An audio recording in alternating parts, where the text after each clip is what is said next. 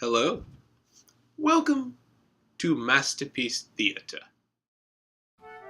Today we will be dissecting the story of a young man who grew up in the ghetto, but through the hard struggle has made it to Exeter.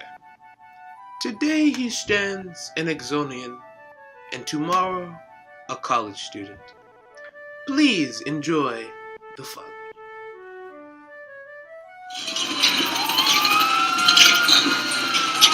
Wrong video, not this one. Enjoy.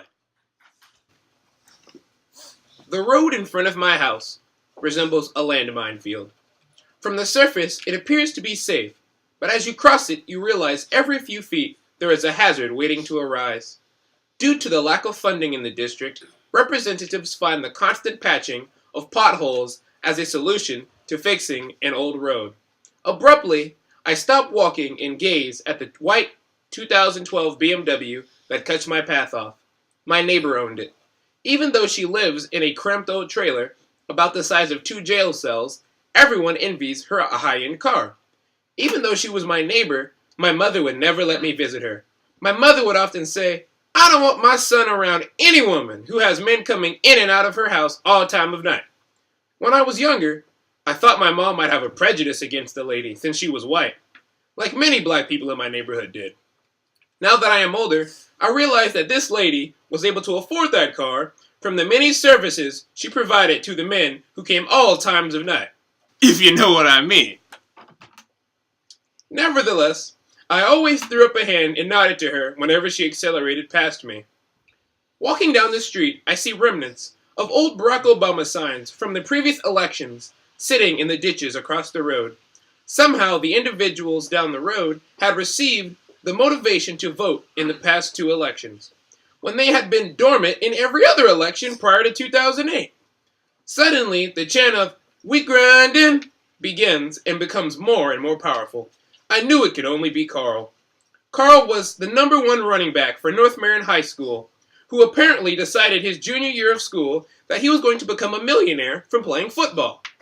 Why don't I do that?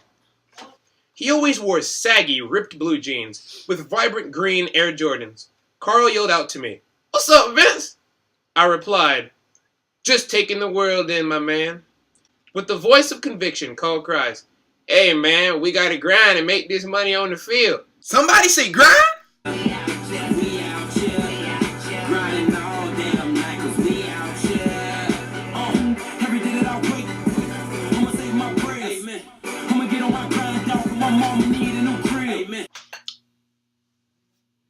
Anyways, there ain't no way out except sports.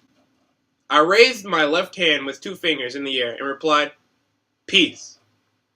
Carl's real name was Carlton, and we used to call him CJ. We all stopped after he cursed out the teacher for saying CJ acted like his father.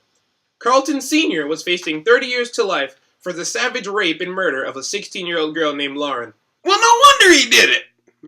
From that day, CJ said he was no longer Carlton Jr. and shortened his name to Carl. After the brief conversation with Carl, I made a 360-degree spin, allowing my eyes to take in everything around me, and then decided to go back home.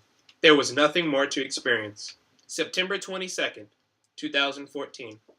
I opened my bloodshot eyes to sounds of the dreadful, high-pitched ringing of my alarm. The clock... For the love of Pete's sake, I groaned. I dragged my body over onto the floor before sauntering over to pick it up. I slumped my body into my desk chair as I slave over the last amount of homework that needs to be completed before I go to school. Time flies by, and I frantically look at the clock. Oh my God! It's 7:40! I spring out of my chair and rip a pair of black pants with a green shirt and tie out of the closet.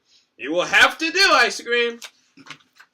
I slip my shirt on and then peer at my unfastened shirt cuffs, knowing I would have to take my shirt off to fasten them. I never learned how to fasten them with one hand. I turn my head to the clock. It reads 7:55. I shrug my shoulders, put on my tie, throw on my coat, and then proceed to bolt down the stairs.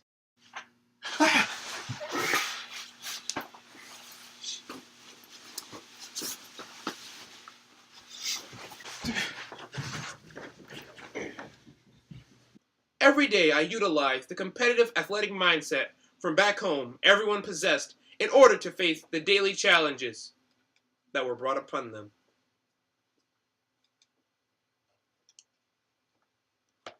Now that we have heard the classic exposition of this young man, I would hope that we each can reflect and use this same experiences to help us in our daily lives.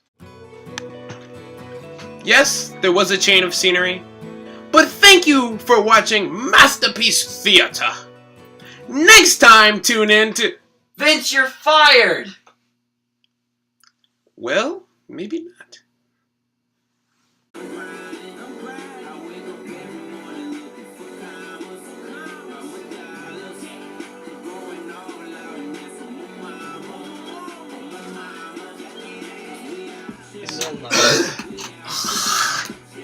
Man, that woman had a nice car. That woman had a nice car. That's it.